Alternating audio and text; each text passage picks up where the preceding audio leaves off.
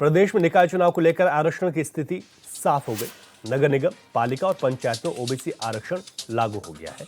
BJP और कांग्रेस ने अपनी तैयारियां तेज कर दी। इसके बाद दोनों ही दलों में दावेदारों की लंबी कतार है। प्रत्याशी चयन करना दोनों ही दलों के लिए सबसे बड़ी चुनौती मानी जा रही है।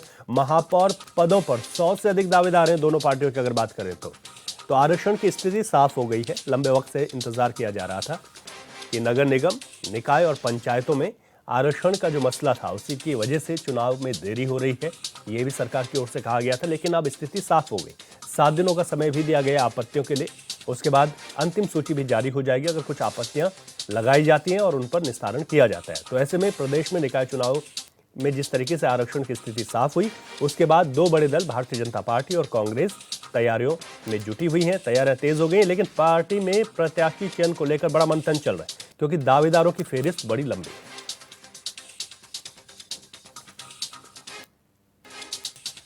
तो ये बड़ी खबर आपको बता रहे हैं, प्रत्याशी चयन करना दोनों ही दलों के लिए बड़ी चुनौती बना हुआ है। भारतीय जनता पार्टी की बात करें या कांग्रेस की, खासतौर पर जो महापौर के पद हैं उसको लेकर, जो पालिका अध्यक्ष के पद हैं उसको लेकर और पंचायतों के जो पद हैं उनको लेकर, ये बड़ा कश्मकश है दोनों ही पार्टियों के लिए। खासतौर पर भारतीय जनता पार्टी की अगर बात करें तो आपको ध्यान होगा कि लोकसभा चुनाव में भारतीय जनता पार्टी का कुनबा लगातार बढ़ा था और कई लोग, यहाँ तक कि विपक्षी दलों के लोग भी भारतीय जनता पार्टी में शामिल हुए थे। लेकिन एक आस लेकर कि उनको जब निकाय के चुनाव होंगे तो ये पदों पर प्रत्याशी बनाया जाएगा। लेकिन ऐसे में फेहरिस्त बहुत लंबी है, दिक्कतें बढ़ सकती हैं। हालांकि पार्टी की ओर से, भारतीय जनता पार्टी की बात करें तो अपने अनुशासन और सिस्टम के चलते जिसको टिकट दिया जाएगा, कई प्रवक्ताओं ने यह भी बताया कि उनके लिए ही फिर पूरी पार्टी जी तोड़ मेहनत करके काम करेगी उनको जिताने के लिए। उधर कांग्रेस की अगर बात करें तो प्रभारियों की नियुक्ति की गई है। तमाम जगहों पर रिपोर्ट तैयार की जा रही है और इस रिपोर्ट के बाद ही प्रत्याशियों का चयन होगा जो जिताऊ प्रत्याशी होंगे।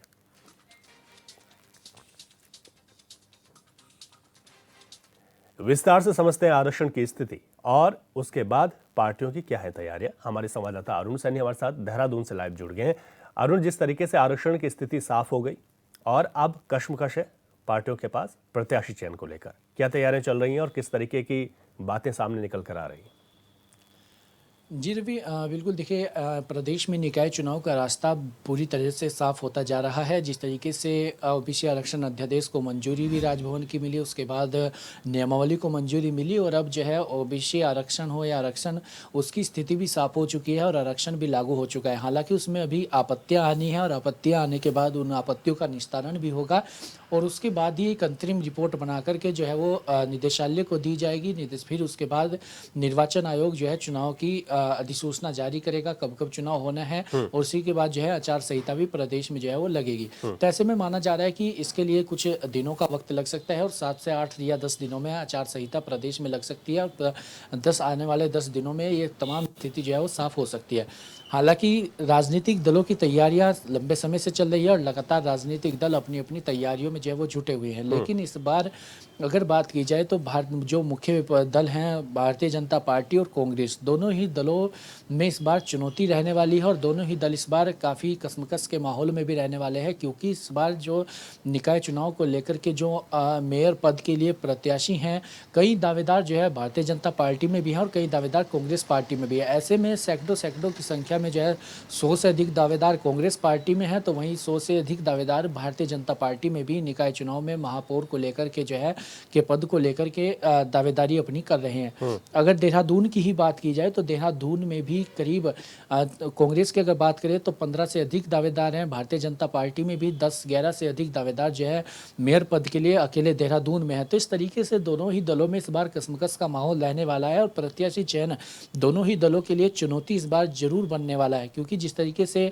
दावेदारी हो रही है और जिस तरीके से दावेदार सामने आ रहे हैं दोनों ही दलों के सामने और बड़ी संख्या, लंबी कतार जो है दावेदारों की है। हालांकि इसको लेकर के पब्लिक सर्वे कराए जा रहे हैं दोनों ही दलों के द्वारा भारतीय जनता पार्टी की बात की जाए तो भारतीय जनता पार्टी पहले ही स्पष्ट कर चुकी है कि इस बार जो है पब्लिक सर्वे के आधार पर टिकट दिया जाएगा। जो जीताऊ और टिकाऊ प्रत्याशी होगा, कैंडिडेट होगा, उसे जो है टिकट दिया जाएगा। इसको लेकर के सर्वे भी कराया जा रहा है और लगातार जो है बैठकें भी हो रही हैं। लगातार जो है अब जो प्रभारी भी बनाए गए थे नगर निगमों में भारतीय जनता पार्टी की तरफ से, वो भी क्षेत्रों में जा रहे हैं। तमाम रणनीतियाँ जाँच रहे हैं, क्या कुछ फीडबैक भी है, जनता से ले रहे हैं फीडबैक और तमाम स्थितियों का जायजा लेकर के तमाम तैयारियां आगे की कर रहे हैं। इसी तरीके से कांग्रेस पार्टी ने भी जो जिला प्रभारी बनाए थे, वो जिला प्रभारी लगातार अपने अपने क्षेत्रों में जाकर, जनपदों में जाकर के बैठकें कर रहे हैं।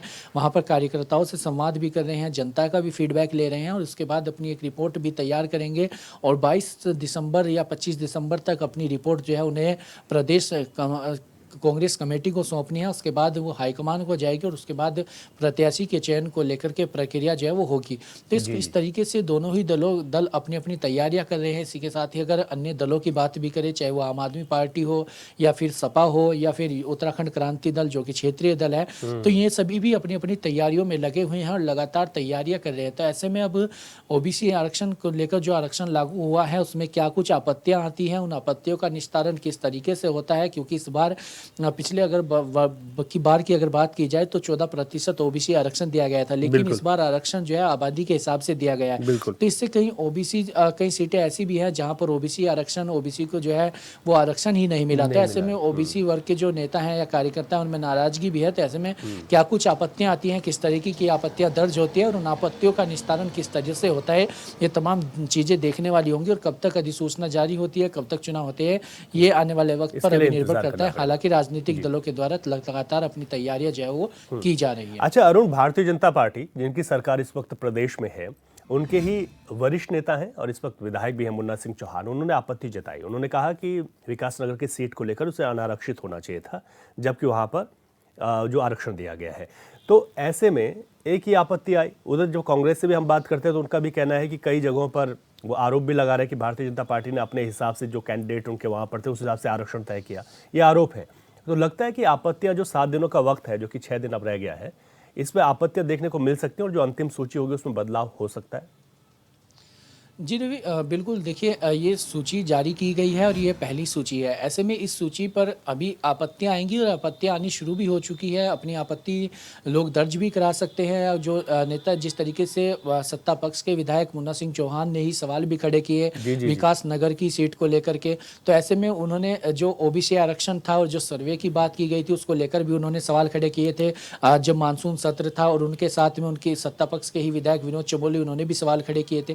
तो इस तरीके की आपत्तियां अब देखने को भी मिलेगी और सत्ता पक्ष से लेकर विपक्ष की भी अपनी आपत्तियां जो है इस पर दर्ज करेगा। और विपक्षी दल लगातार ये सवाल भी खड़े कर रहा है। कांग्रेस के प्रदेश अध्यक्ष करण मारा पहले भी कह चुके हैं कि जहां जहां पर सरकार अपनी सहूलियत के हिसाब से आरक्षण देने का काम करती है और आरक्षण में इस तरीके से बदलाव करती है, तो ऐसे में अब आपत्तियां किस तरीके से आती है और क्या कोई जिसमें कोर्ट का भी रुख करता है या नहीं, ये तमाम चीजें भी देखने वाली होंगी। और ऐसे में आपत्तियों का निस्तारण किस तरह से होता है, जो 7 दिनों का वक्त जो है जिलाधिकारियों को दिया गया था कि वो आपत्तियों का निस्तारण करके अपनी अंतरिम रिपोर्ट बनाकर निदेशालय को देंगे, क्या 7 दिन में ये सब आपत्तियों का निस्तारण हो पाएगा या नहीं, ये तमाम चीजें भी आने वाले वक्त पर निर्भर करती है और तमाम चीजें धीरे धीरे जो है वो देखने वाली होंगी। ठीक है आपने, और अगर आपत्तियां ज्यादा होती हैं तो इसमें वक्त लग सकता है। शुक्रिया अरुण आपका जानकारी के लिए।